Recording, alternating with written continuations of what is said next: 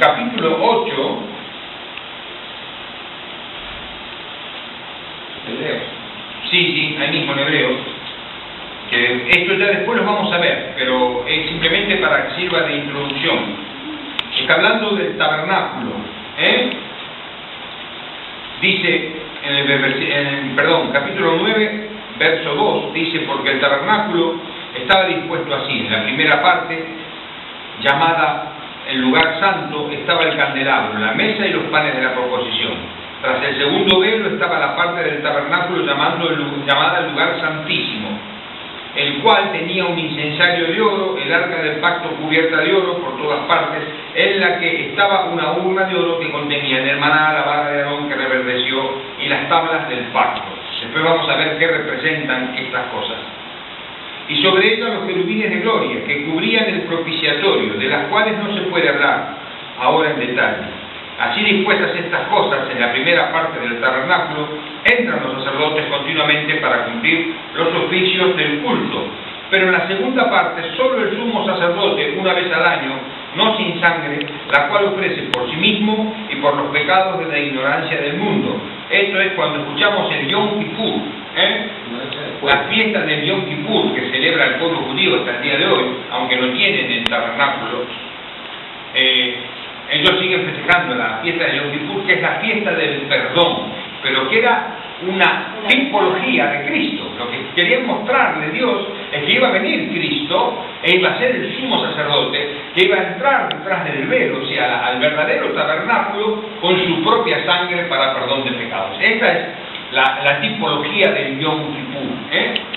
El sumo sacerdote en aquella época entraba detrás del velo con la sangre del cordero, pero si no se había purificado bien, se moría, le ponían una cadena, porque ¿quién iba a buscarlo? No podía entrar ahí. Lo sacaban, tiraban de la cadena y lo sacaban para afuera. Dice así. Ahí donde dice el capítulo 7, el versículo 7, dice la ignorancia del pueblo, por el mundo, dice tu Biblia, que por la ignorancia del pueblo. Dando el Espíritu Santo a entender con esto que aún no se había manifestado el camino al lugar santísimo, entre tanto que la primera parte del tabernáculo estuviese en pie, lo cual es símbolo para este tiempo presente, según el cual se presentan ofrendas y sacrificios que no pueden hacer perfecto en cuanto a la conciencia al que practica ese culto. Ahora, versículo 11: pero estando ya presente Cristo, sumo sacerdote de los bienes venideros, por el más amplio y más perfecto tabernáculo, no hecho de manos, es decir, no de esta creación, y no por la sangre de machos cabríos ni de becerros, sino por su propia sangre, entró una vez y para siempre en el lugar santísimo, habiendo obtenido eterna redención. ¿Amén? ¡Qué maravilla! O sea que este sumo sacerdocio que Jesús ejerció, todo lo que sucedió en la cruz no fue ni un accidente de la historia, no fue ni siquiera voluntad, esto es un propósito, es la acción de Dios en la historia del hombre. El hombre iba por un callejón perdido a su abismo, a su condenación eterna. Dios no podía perdonar al hombre sin satisfacer su justicia. El hombre, como hombre, tenía que sufrir el pecado, las causas del pecado. Y Dios, para poder salvarnos, para poder amarnos y que pudiéramos estar con Él, vino a nosotros, se hizo hombre, 100% hombre, engendrado por el Espíritu Santo, por supuesto, y como hombre nos representó. La cruz es la acción de Dios en medio de la historia. La cruz es algo sobrenatural, es algo anormal en la historia del hombre. En la historia del hombre era su condenación y su abismo. La intervención de Dios en el mundo provoca la cruz. Y la cruz es nuestro camino de salvación. Es la puerta estrecha y angosta. Es el camino que Cristo abre para que el hombre pueda volver a Dios. ¿Amén? Esto es lo importante, que podamos ver a Cristo como sumo sacerdote. Nosotros lo vemos humanamente, decimos un hombre bueno, que habló muchas cosas buenas, pero que lo agarraron los romanos y lo crucificaron en la cruz, decimos, y le pegaron y lo azotaron. Pero si lo miramos espiritualmente, como la Biblia lo muestra, él era el sumo sacerdote de Dios. Él tenía poder para no dejarse tocar. Él tenía 12 legiones de ángeles para mandar a quitar a todos los que se atrevían. Imagínense que él dijo, yo soy, y todos cayeron de espaldas, ¿no? Él era el gran yo soy. Era Jesucristo el que estaba llevando a cabo todo esto. Amén. El que estaba rompiendo todo el decreto, todo lo que iba para un lado. Cristo, como Dios, cambia todas las circunstancias y Él muere sin tener que morir. Él es el inocente, es el Cordero de Dios que quita el pecado del mundo. Él aferra y vence a través de la muerte al que tenía el imperio de la muerte. Amén. Esta es la obra gloriosa de Cristo, la obra redentora, que ahora vamos a ver en más detalle. Pero Él lo hizo como sumo sacerdote. Y nosotros somos sacerdotes y vamos a tomar el mismo camino. Por eso vamos a la cruz. Por eso nos bautizamos y somos sepultados en Cristo y resucitados en Cristo.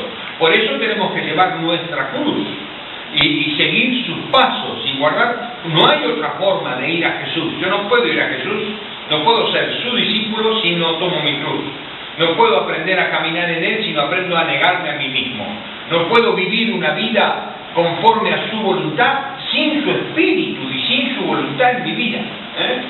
Jesús hizo lo mismo, le dijo a Dios, no sea mi voluntad, sino la tuya. Y esto es lo que nosotros tenemos que hacer, no mi voluntad, Señor, sino lo que tú quieres para mi vida. Amén. Muy bien. Con esto hemos establecido que ya decimos, Jesucristo no era de la tribu de Aarón, no era un sacerdote del antiguo pacto, sino que es un sacerdote de un nuevo pacto. Por ser sacerdote de un nuevo pacto, él además tenía que ser sacerdote y rey, porque nosotros somos reyes y sacerdotes. Por lo tanto, tenía que nacer de una tribu especial, que es la tribu de los reyes de Israel. Nació de la tribu de Judá. Jesús era rey por descendencia. Su mamá era de la descendencia de David, y José también, pero su mamá era de la descendencia de David. Jesús era rey por herencia. Era rey y sacerdote, además de que siempre fue el rey de reyes. Amén. Y el señor de señores. Pero él estos títulos los obtuvo aquí. Su título sacerdotal lo obtuvo ejerciendo su sacerdocio, naciendo de María obtuvo el título real, legalmente, digamos, para los hombres, y todos las victorias que él obtuvo, él dice la Biblia que fue perfeccionado, no porque Cristo no sea perfecto, sino porque fue perfecto para nuestra salvación. Él tenía todas las condiciones para poder salvarnos, pero Él tenía que morir en la cruz para salvarnos. A mí Cristo no me salva en Navidad. A mí no me salva que Cristo haya nacido, ni me salva que Cristo haya ascendido a los cielos. Me salva que Cristo haya muerto en la cruz por mí. Esta es la obra de Dios que rompe la oscuridad, rompe el techo, abre un agujero, rompe el infierno, toma las llaves del Hades y de la muerte. Es la victoria total de Dios interviniendo en medio de las tinieblas y abriéndonos un camino para que volvamos a Dios. Amén. Vamos a mirar ahora con detalle lo que significa el nuevo pacto. Jesús, ¿se acuerdan la Santa Cena? Cuando Jesús establece la cena, ¿qué dice Jesús cuando les da el pan? Comed de todo, porque esto es mi cuerpo partido por vosotros. ¿Amén? Todas las veces hicieres esto, mi muerte anunciáis. Y después, cuando toma el vino, ¿qué dice?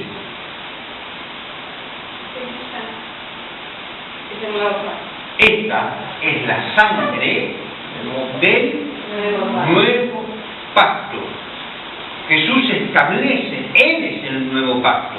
Dice Isaías, después lo vamos a leer, te di por pacto. Él es el pacto, Él mismo es el pacto. Ahora lo vamos a entender un poquito mejor cuando estudiemos los sacrificios. Pero Él es el pacto, Él está diciendo, acá se establece un nuevo pacto. Mi sangre es la que sella este pacto. Este nuevo pacto ya lo tenemos anunciado en el Antiguo Testamento en Jeremías 31:31, también lo habla Hebreos. Hebreos me lleva a Jeremías. Si quieren mirar en Hebreos, ahí mismo 8:8. Después si quieren, léanlo el de Jeremías, porque si lo leemos los dos, dice lo mismo, pero simplemente lo que yo quiero que sepan en detalle. Por eso, ¿se acuerda que hablamos de la sombra? Esta botella es la botella, no, acá no hay sombra, pero bueno, la luz de la sombra de la mesa es la sombra, esta es la mesa y esta es la sombra de la mesa. Dice Colosenses que es sombra de lo porvenir. Todo lo que está escrito es sombra. La sustancia es Cristo y todo lo demás que miramos es la sombra que me anuncia la sustancia que llega. Es como decimos, viene la luz. Jesús dijo, yo soy la luz. Va a venir el Salvador, yo soy el Salvador. Va a venir el testigo fiel, yo soy el testigo fiel. Va a venir el ungido, yo soy el Cristo.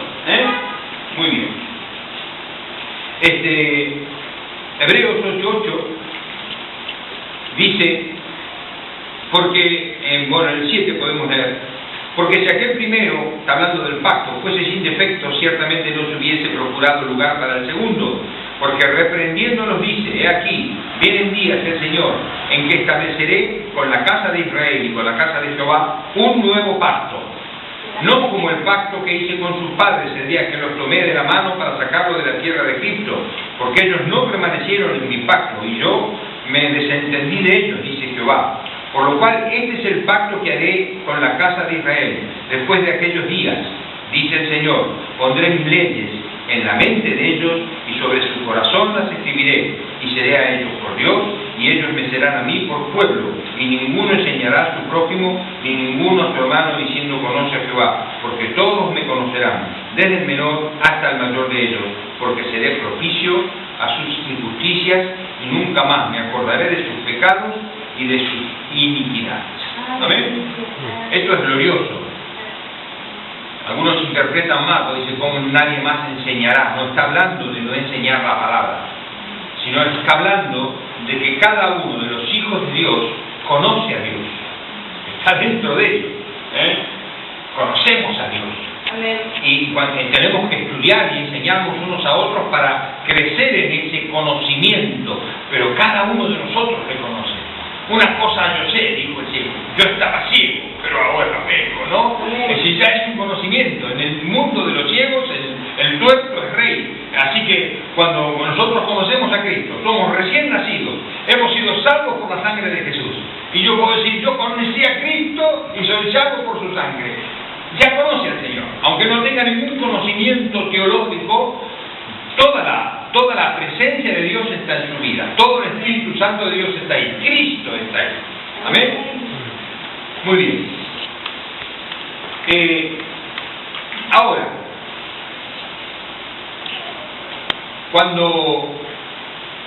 hola, bienvenida, welcome, benvingut. ¿Y qué más se puede decir? Bueno, lo dijimos en holandés, en castellano y catalán. No, en chileno. ¿Cuál es el chileno?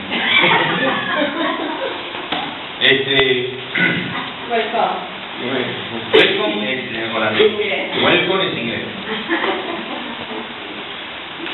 Había una canción que decía, bienvenido, bienvenido, los hermanos hoy aquí te queremos decir.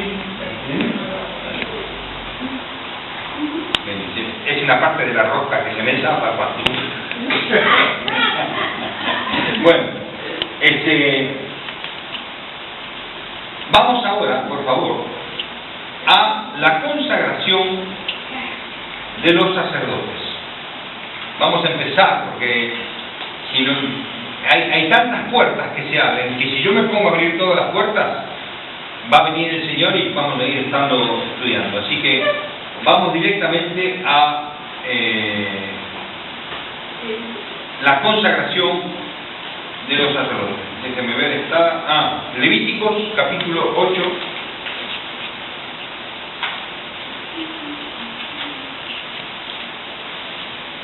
Levítico,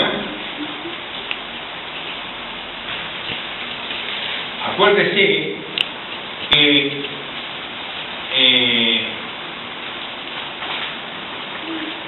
el libro de los levitas es el libro de los sacerdotes. Los sacerdotes eran de la tribu de Leví y de los hijos de Aarón, que eran levitas. Por eso dice Levíticos.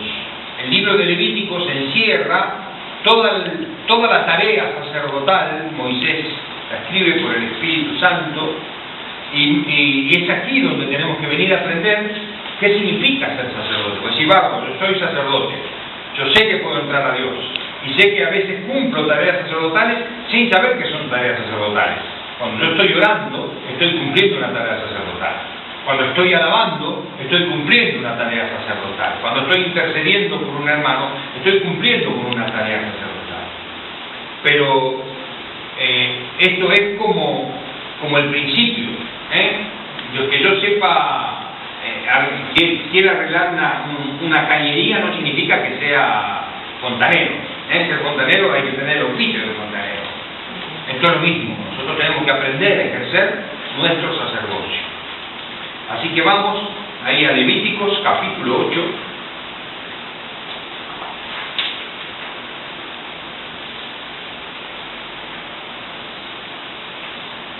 Capítulo 8, muy bien. Vamos a leer a partir de el versículo 1.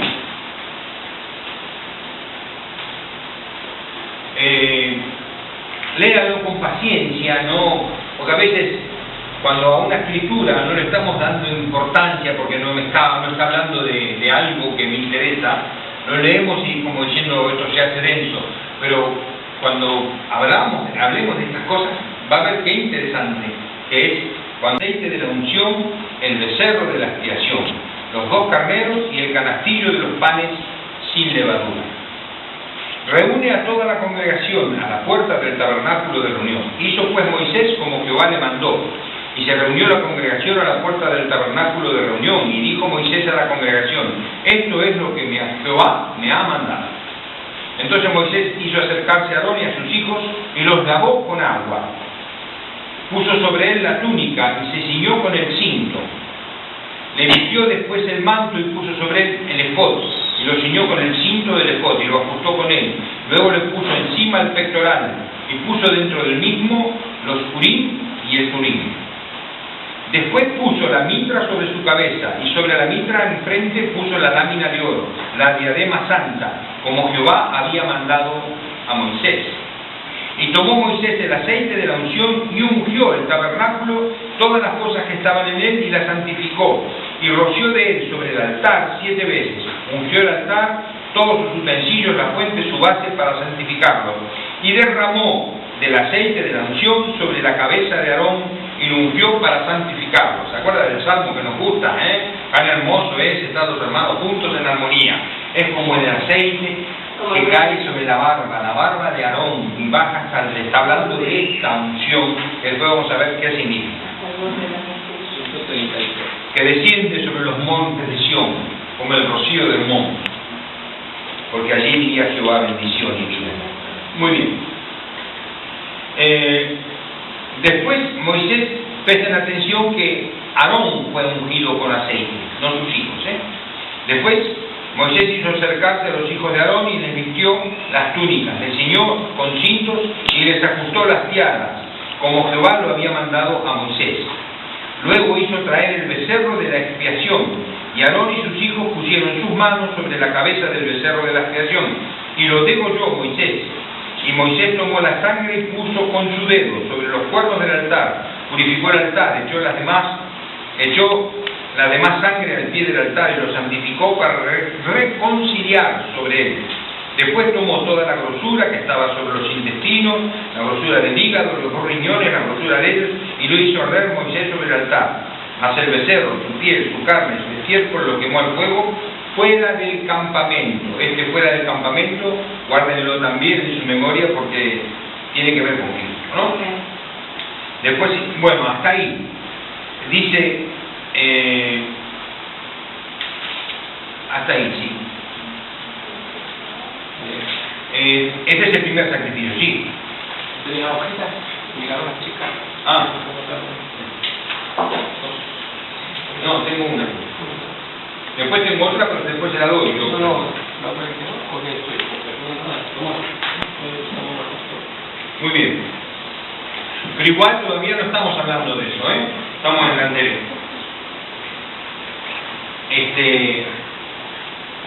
Vamos a hacer una pausa aquí, porque aquí estamos entrando en la consagración de los sacerdotes y los sacrificios.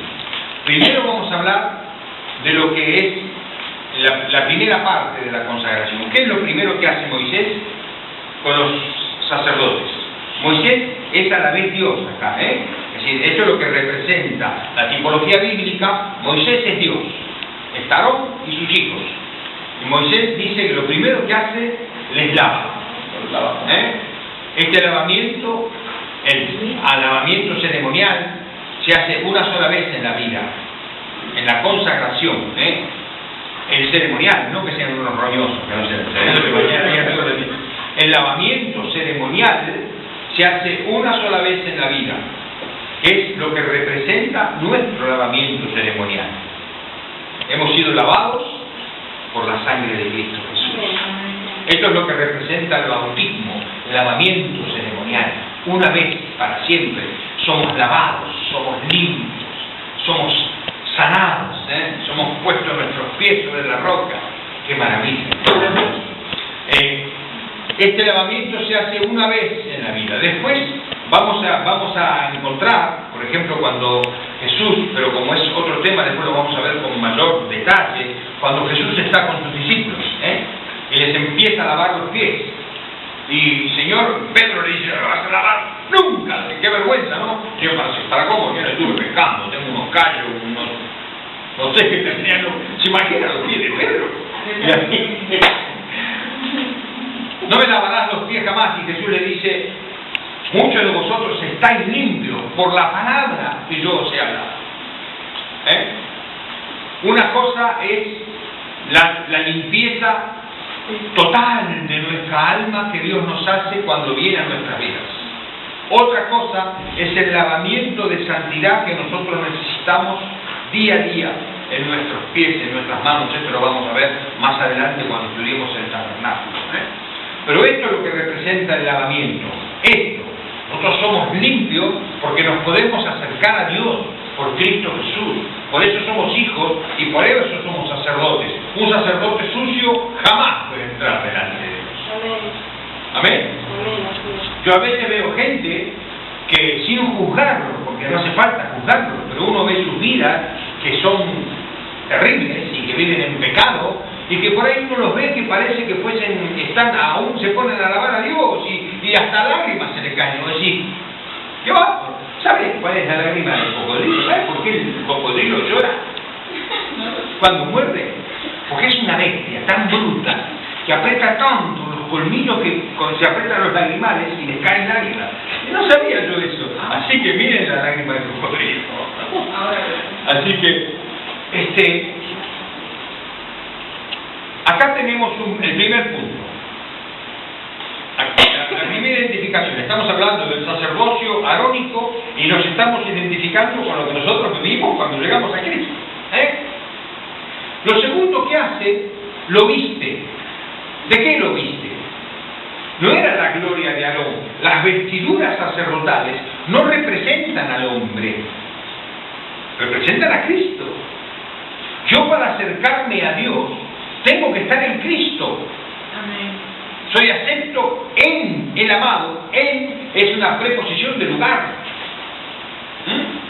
Dice, todo aquel que está en Cristo, nueva criatura. Y dice también, ninguna condenación hay para los que están ¿dónde? En Cristo. Como el carozo en la naranja, la semilla, para arriba de la semilla hay pulpa de naranja, para abajo para el costado pulpa de naranja, está rodeado de la... Nosotros estamos revestidos de Cristo, estamos en Cristo, vivimos en Cristo, morimos en Cristo, nos enfermamos, pero siempre estamos rodeados de Cristo. Amén. Esto lo tenemos que entender, que fuimos revestidos de Cristo Jesús. Después vamos a ver los versículos donde esto lo dice. ¿Pero por qué? Porque era necesario para poder acercarme a Dios. Yo vengo en el nombre de Cristo Jesús y todos los atributos de Cristo me han sido dados a vos y a mí. Todo lo que Cristo conquistó es mío. Cristo está sentado, dice la Biblia, Él está sentado en el trono de Dios, ¿cierto? Reinando soberano sobre todas las cosas. Pero la Biblia también dice que nosotros estamos sentados con Él en los lugares celestiales. Amén. Todas las cosas que están debajo de los pies de Cristo están debajo de tus pies y de mis pies. Amén. Somos niños, somos pequeñas larvas que todavía no comprenden la grandeza de la gloria de la majestad. Dice Pablo, la supereminente grandeza de su poder, que Dios unja con colirios los ojos de vuestro entendimiento para que puedas comprender cuál es la inmensa gloria de la herencia en los santos, el poder que levantó a Cristo de los muertos y que hoy nos sostiene a nosotros. Es glorioso, es glorioso. Amén. Estamos revestidos de Cristo. Amén. Acá están todas las cosas. Si pone entre ellas el pectoral y el tumín y el urín, estas son dos cosas muy importantes, muy preciosas. El pectoral es lo que llevaba el sumo sacerdote sobre el pecho. Es una tablilla de oro con 12 piedras. Acuérdense que en la Biblia los números no son matemática, son simbología, la numerología bíblica. El 7 es el número perfecto. ¿Sabe por qué es el 7 el número perfecto? El número 4 significa todo lo creado. Los 4 vientos, los 4 puntos, los 4 puntos cardenales, dice, de los 4 vientos del cielo vienen los 4 jinetes del Apocalipsis, todo lo creado, todo lo creado. 3 es Dios, Padre, Hijo, Espíritu Santo. 4 y 3, 7, todo lo que hay. Es el número perfecto, lo encierra todo, el 7. El número 12 es la religión santa. Los 12 apóstoles, los 12 ancianos, los 12 patriarcas, las 12 tribus de Israel. Todo el 12 siempre identifica la iglesia santa. El 6, en el sexto día fue hecho el hombre, es lo imperfecto, lo pecaminoso, y lo malo, la exaltación del 6 es el 666. A ver, ya. Y así podemos ver un montón de numerología bíblica. Ahora, el lavamiento. Somos vestidos de Cristo. Y dice aquí que la unción derramó el aceite sobre Aarón. Aarón después va a volver a derramar el aceite después del sacrificio por el pecado. Pero este derramamiento que se hace sobre Aarón no se hace sobre el hombre, sino se hace después que fue revestido de Cristo. ¿Quién era el que estaba recibiendo la unción? No era el hombre Aarón, sino que estaba representando la persona de Cristo. La palabra Cristo significa el ungido, el Mesías también, es otra forma de decir ungido, el Mesías.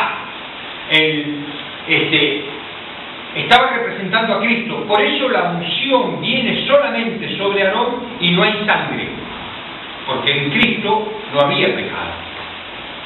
Por eso cuando Cristo es bautizado, baja el Espíritu Santo y dice, este es mi Hijo amado en el cual tengo contentamiento. La unción es tipo del Espíritu Santo. Nosotros necesitamos ser ungidos por Dios para vivir. Y necesitamos ser ungidos por Dios para cada tarea que tenemos que hacer. Por eso tenemos que buscar siempre a Dios. David fue ungido desde detrás de las ovejas, fue ungido para que pudiera llegar a ser rey. O sea, esa unción del Espíritu Santo le guió a él hasta que llegó el punto que fue hecho rey de Judá. Ahí vino de nuevo y fue ungido por Samuel y fue hecho rey de Judá, pero después fue hecho rey de Israel, o sea, de las 12 tribus. Así que vino de nuevo el ungidor y lo ungió a David otra vez. Cada vez que nosotros, todo lo que tengamos que hacer, o cada cosa que Dios nos proponga para que podamos hacer, Dios nos da la provisión para que eso lo pudiéramos llevar a cabo. Por eso Pablo dice con excelencia, todo lo puedo en Cristo porque Él me fortalece. Por eso los apóstoles y la primera iglesia tuvo que esperar en el aposento alto hasta que vinieron las lenguas, después fueron ungidos con el Espíritu Santo, fueron llenos del Espíritu Santo. Esta es inequívoca señal, pero sobre Aarón no hubo sangre. No que Aarón no tuviese pecado, Aarón tenía pecado, sino que era la tipología de Cristo. La tipología de Cristo Jesús, el Señor. Muy bien.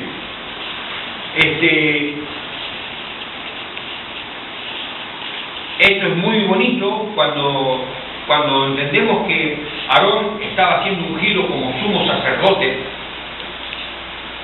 Es Cristo. Por eso el Salmo 133, que dice el aceite que cae sobre la barra de Aarón y baja hasta el borde de su vestidura, la figura es Cristo. Por eso nosotros tenemos la unción de Cristo, por eso nosotros somos ungidos, porque Cristo es la cabeza y la iglesia es su cuerpo, y el aceite baja hasta el borde de no es un poquito de aceite, acá dice, se le derramó un jarrón de aceite sobre todo el cuerpo, ha quedado empapado en aceite.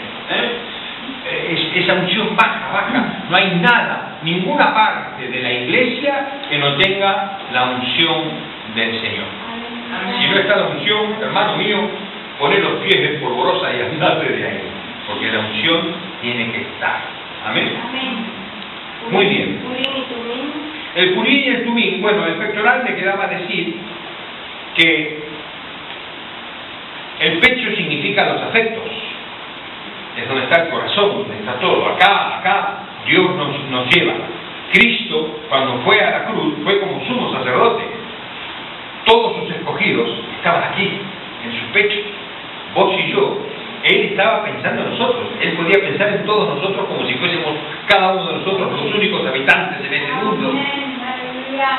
Pero el pectoral tenía el detalle de que está sostenido sobre los hombros de Cristo. Y no hay hombros como esos hombros, No hay hombros como los hombros de Jesús, los hombros que sostienen el universo por el poder de su palabra, las estrellas, las galaxias, el mar, el cielo.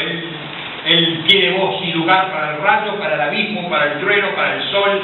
Esos hombros son los que sostienen nuestra vida. Esos son.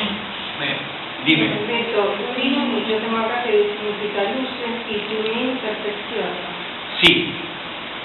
Son dones.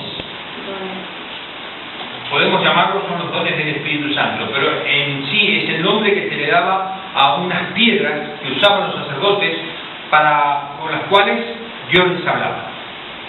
Ellos, en esas piedras, yo no conozco realmente cómo eran, porque nunca tuve la oportunidad de que me las mostraran, me dijeran, es esto así, pero por ejemplo, cuando David estaba mal y estaba buscando a Dios, dice, trae un turín y un urín y invoca a Dios. Entonces venía el sacerdote con estas dos cosas, invocaba a Dios y Dios le daba una respuesta. Muchas veces, qué sé yo, por ahí es como el vellón de lana de Gedeón, o si no, a veces yo en algún momento de mi vida he tomado decisiones basadas en la suerte. Esto no significa que nosotros nos guiemos por el azar, sino decimos, Señor, dice la Biblia, el hombre echa la suerte, pero el resultado es de Jehová. Por ejemplo, Matías, el apóstol que reemplazó a Judas, fue escogido con suerte. Pusieron los nombres de los que había, sacaron uno y dijo, bueno, es este, ¿no? Entonces, una forma. Muy bien. Ahora vamos a entrar en el primer sacrificio. Yo quisiera, son 9 menos 10. Vamos a tomarnos 5 minutitos, 10 minutitos de descanso. Mismo por nosotros. Ofrenda el sacrificio a Dios en olor fragante. Muy bien. El 14 y 15 de Corintios, 2 Corintios. ¿Quién lo lee?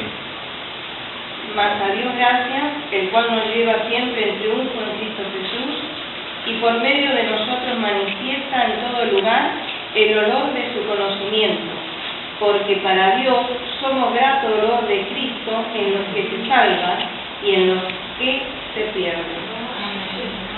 Muy bien.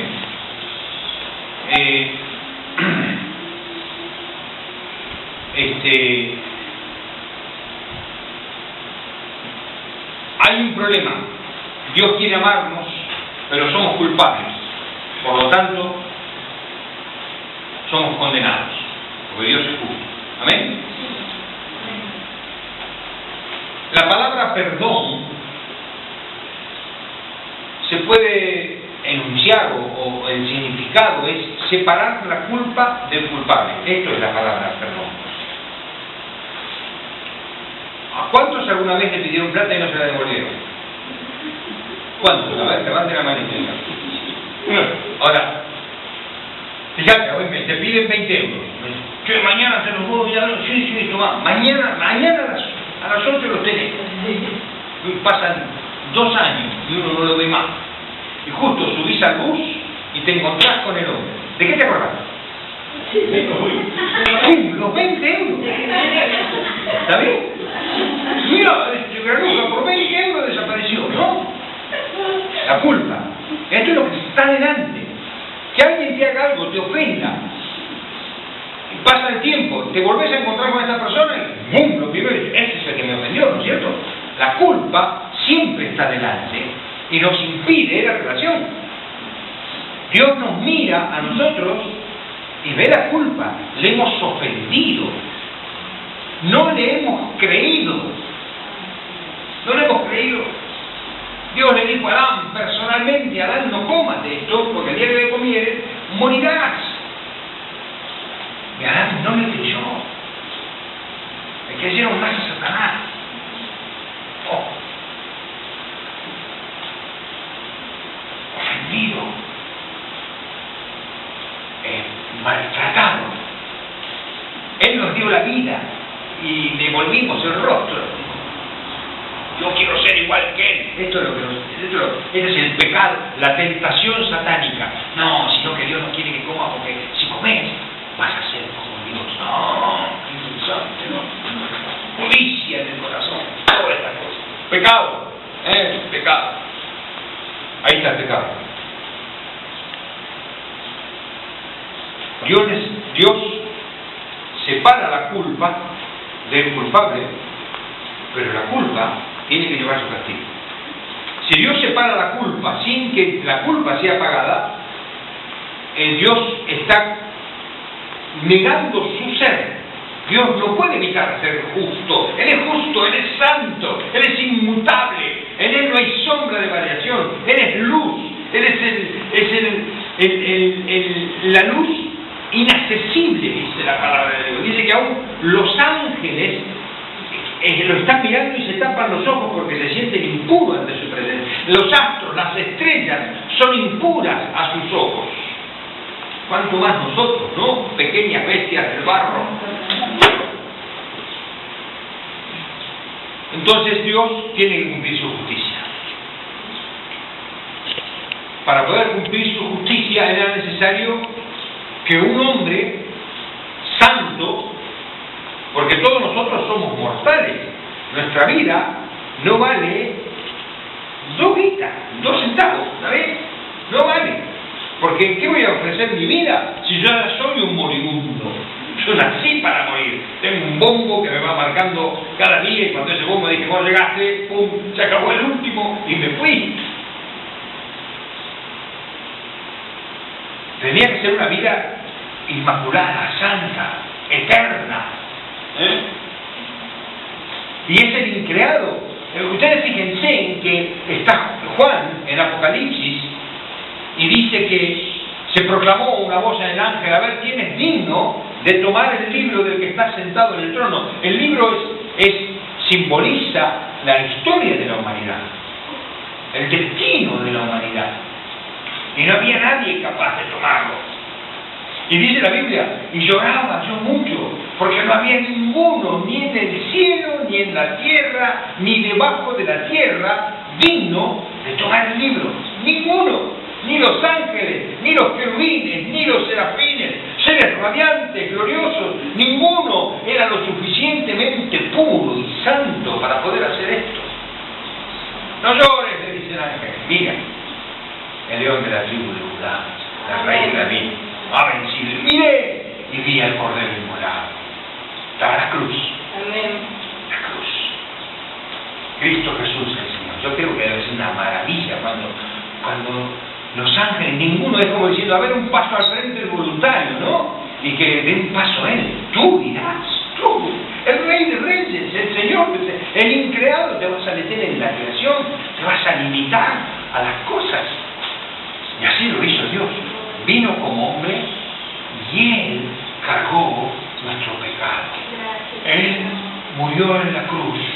Él fue este es el símbolo del sacrificio, este es el primer sacrificio que es ofrenda por el pecado. Es el más importante de los sacrificios. El hombre, si no resuelve su relación con el pecado, no puede acercarse a Dios. No puede. No hay otro camino, ni otro nombre dado a los hombres debajo de este cielo en el cual puedan ser salvos, si no es el nombre de Cristo Jesús, el Señor. ¿Amén? Pueden ir a cualquier otro Dios, pero no al Dios verdadero. ¿Amén? No hay otro camino, no hay otra forma. Tal es así que cuando Jesús está en Getsemaní y Él se encuentra horrorizado ante lo que viene, como hombre, su humanidad, Él dice, no, por ahí no. No solamente el dolor que significaba que te castiguen con 40 latigazos menos uno, que te claven en la cruz, sino el mar de inmundicia que tenía que tragar. Todos los demonios iban a venir sobre Él, porque todo el pecado del mundo llevó sobre sus hombros. Imagínate, yo estaba que el Señor sudaba gotas de sangre, dice, si fuese posible, si hay otro camino, que sea para salvar al hombre, pero si no lo hay, adelante, yo estoy dispuesto, ¿no? No hay otro camino, no hay otra forma. Este es el símbolo del sacrificio que vamos a leer. Ahí lo tienen, yo puse directamente toda la palabra, sacrificio por el pecado, en Levítico 29:11. Después léalo, pero déjenme que yo se lo diga, así no perdemos mucho tiempo leyéndolo ahora, ¿está bien? Pero esto era la ofrenda por el pecado. Lo primero que hacían era que venían Aarón y sus hijos, tenían que poner las manos sobre el becerro, ¿no? Y tenían que confesar los pecados. Esto después lo dice, ¿qué significa poner las manos? Ponía las manos y dice que se ponía la mano fuerte, se apretaba, no era había que tocar el becerro y apretar para abajo y confesar los pecados. Estaba diciendo, este animal, inocente, puro, perfecto, porque los animales no tienen pecado, este animal va a morir en mi lugar. Mis pecados están acá. ¿Está bien?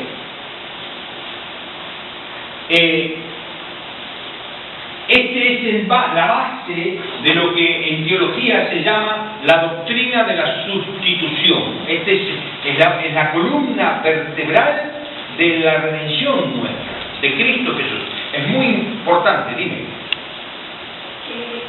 Has puesto la cita Levítico 29:11. Y Levítico tiene 27. 19:11. 27:11. Mira, ¿estás segura? Yo sabés que lo copié. No es una cita, es la cita que me dio la computadora en la concordancia. La copié y la pegué. No, puesto Levítico 29:11 acá. Pero acá el libro de Levítico no tiene 29. Está bien, ¿y dónde estábamos nosotros? En 8. El 11 dice más o menos lo que estabas diciendo. Está bien, sí. Si se Quizás, trata de un animal inmundo. bueno, está equivocado el versículo, pero igualmente lo estábamos leyendo, ¿eh? En Levítico, ¿cuánto estábamos leyendo? 27:11. Hay que agregar, hay que poner 27. Muy bien. Igual, pero nosotros estamos leyendo en Levíticos 8, y ahí está. Lo que estamos leyendo también está en Levíticos 8.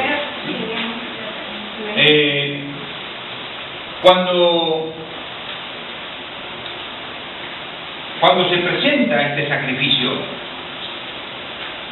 hay varias cosas que se cumplen. Primero, la misma persona tiene que degollar el animal. El animal muere. Tiene que tomar la sangre, ponerla sobre el altar, dice esto es la ofrenda por el pecado. Y toda la parte, todo lo demás se saca fuera y se quema fuera del campamento. Por eso la Biblia dice que era necesario que Cristo padeciera fuera del campamento. Esta es la ofrenda por el pecado. Esto no se quemaba todo sobre el altar. Vamos a ver otros sacrificios, el holocausto, que se quema todo sobre el altar, que es una ofrenda de olor grato, y el otro es el sacrificio u ofrenda de paz, que se cocina para comer. Son tres sacrificios distintos. Este es el sacrificio del perdón. Es lo primero que el hombre tiene que resolver. Es lo primero que tenemos que resolver delante de Dios, el problema del pecado.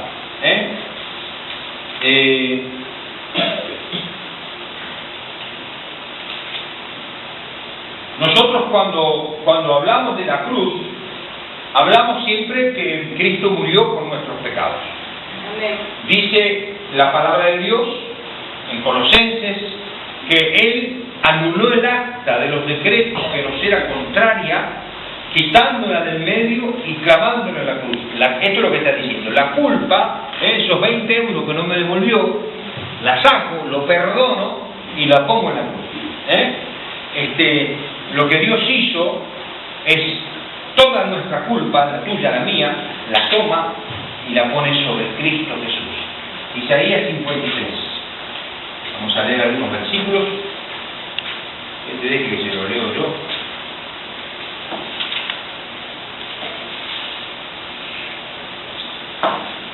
Dice así, leo a partir del versículo 3. Despreciado y desechado entre los hombres, varón de dolores, experimentado en quebranto, y como que escondimos de él el rostro y fue menospreciado, no lo estimamos. Ciertamente llevó él nuestras enfermedades y sufrió nuestros dolores. Nosotros le tuvimos por azotado, por herido de Dios y abatido. Mas él herido fue por nuestras rebeliones, molido por nuestros pecados. El castigo de nuestra paz fue sobre él, y por su llaga fuimos nosotros curados. Todos nosotros nos descarriamos como ovejas, cada cual se apartó por su camino, mas Jehová cargó en él el pecado de todos nosotros. Angustiado él y afligido, no abrió su boca. Como cordero fue llevado al matadero, y como oveja delante de sus trasquiladores, enmudeció y no abrió su boca.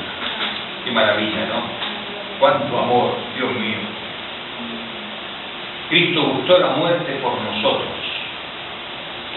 Cristo gustó la muerte por nosotros.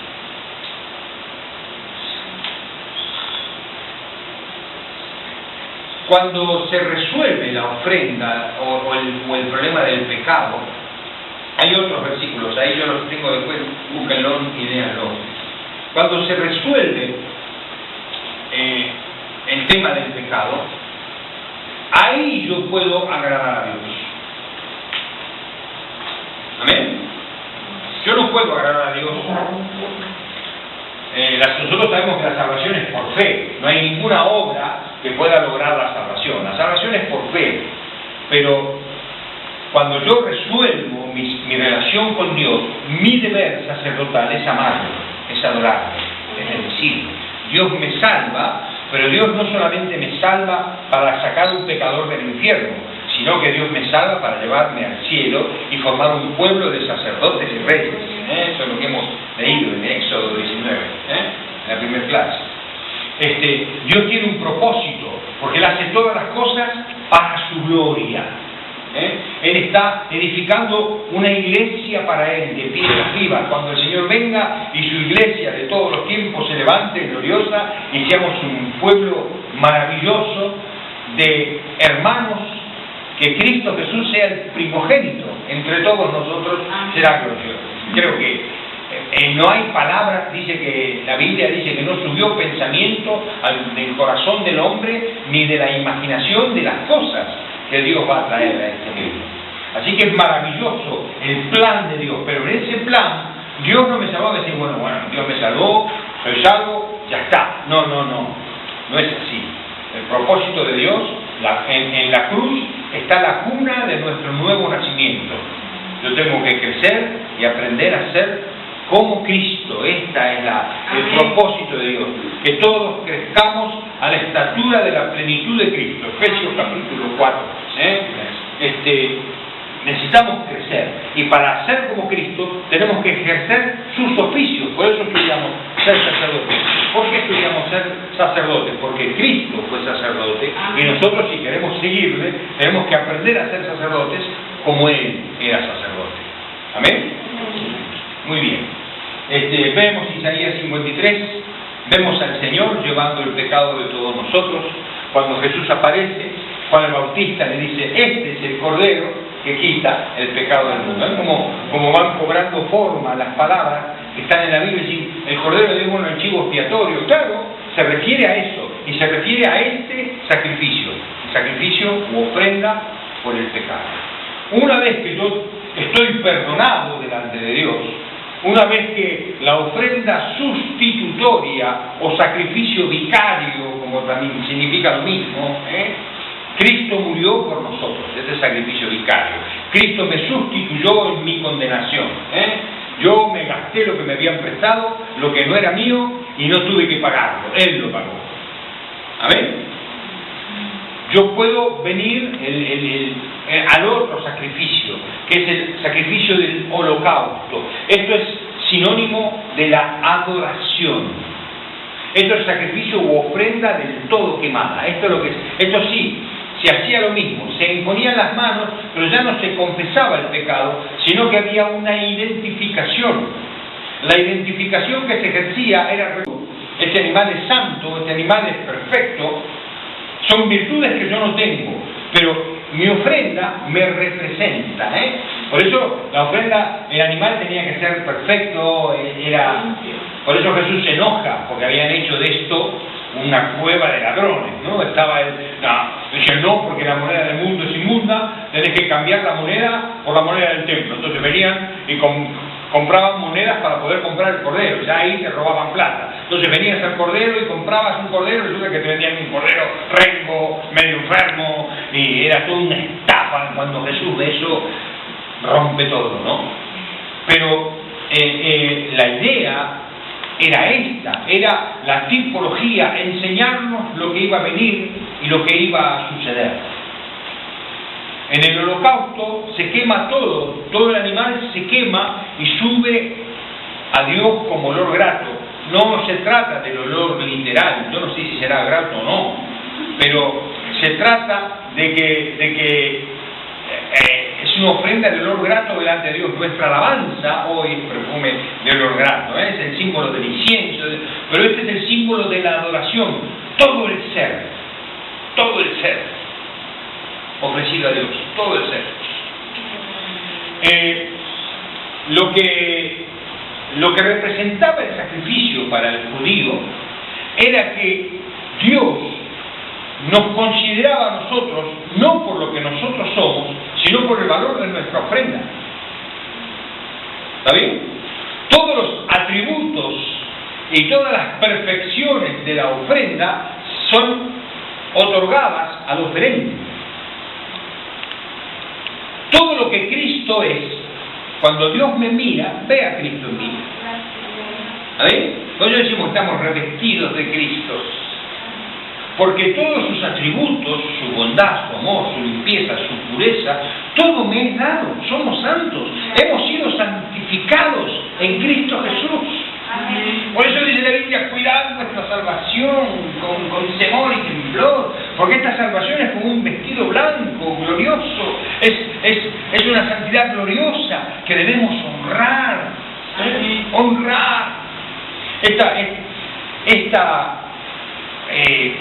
Cristo resucitó, dice la Biblia, nosotros resucitamos con Él. Cristo está sentado en los lugares celestiales, nosotros estamos sentados con Él. La nueva criatura que nació en nosotros es conforme a la justicia de Dios, creado según la justicia de Dios y la santidad de Dios. Cristo es santo, nosotros somos santos. Para Dios somos santos. ¿Amén? Amén.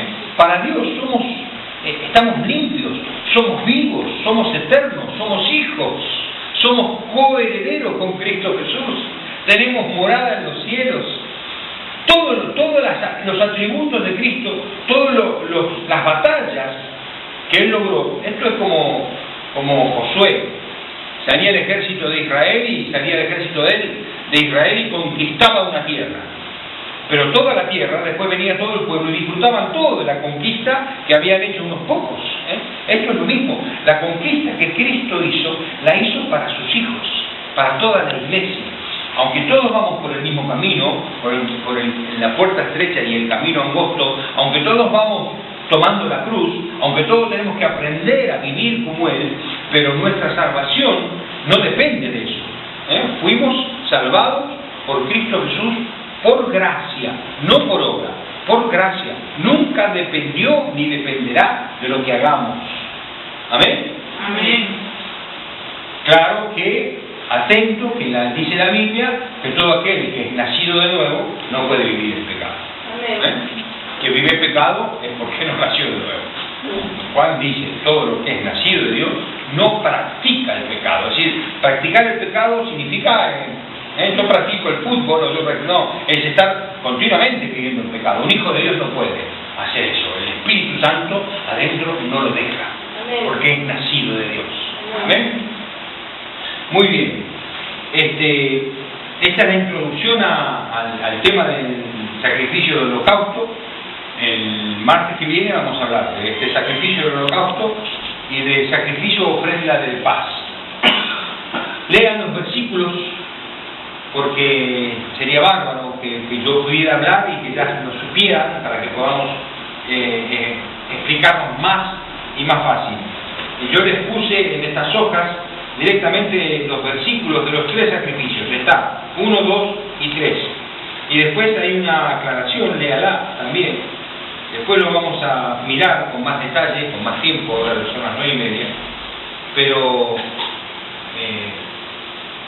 le vuelvo a repetir lo principal de esto. Hay una canción que dice así: revélame con un rayo de tu luz, revélame la misteriosa cruz, revélame el camino del amor, revélame su persona, mi Señor. Antes de yo conocer a Cristo, ¿quién es la cruz? ¿Qué tiene que ver la cruz conmigo? ¿Tiene que ver con un palestino que murió hace 2000 años? ¿No? Era un folclorismo para mí, yo era un hippie, ¿no es cierto? Decir, para mí Jesús era lo sumo, como Buda y como todo. No estaba ahí, en la estrella de los hombres especiales, pero la cruz, ¿qué tenía que ver conmigo? Pero cuando Dios tocó mi corazón, ¿cómo me aferré a esa cruz? ¿Cómo me aferré a esa cruz?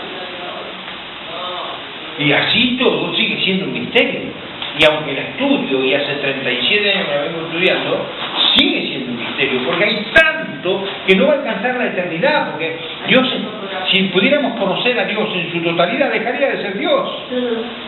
Dios es infinito.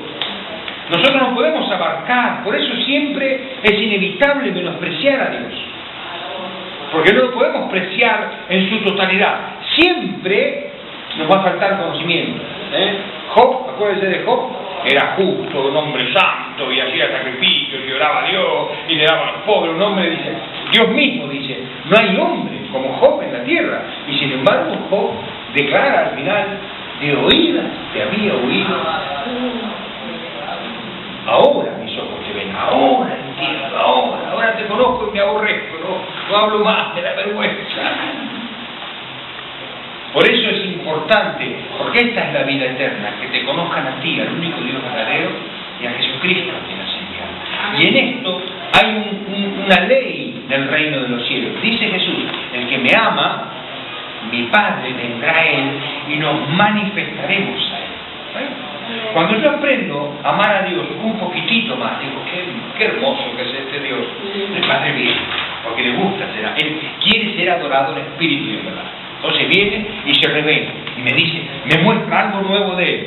Y cuando me muestra algo nuevo de Él, me vuelve a asombrar, digo, qué maravilla que sos Dios. Así que viene de nuevo y me vuelve, y así va a ser la eternidad. Va a ser, nos vamos a juntar toda su iglesia, la iglesia de todas las edades allá, en el mar de cristal y fuego, y decir, vamos a ver qué nos dice hoy Dios. Vamos a ir todos ahí con las arpas cantando alabanza, y vendrá el Señor y nos dará una nueva gloria y diremos, qué maravilla que es este Dios, y por los siglos de los siglos, y jamás alcanzaremos a terminar esto. Amén. Pero la base de todo esto, acuérdese de esto, la cruz es la manifestación del amor de Dios más profunda que hay y que habrá. Y es a su vez la manifestación de adoración del Hijo al Padre como no la habrá jamás. Y es a su vez el pacto con el cual nosotros hemos sido hechos salvos. El nuevo pacto, mi sangre derramada por ustedes.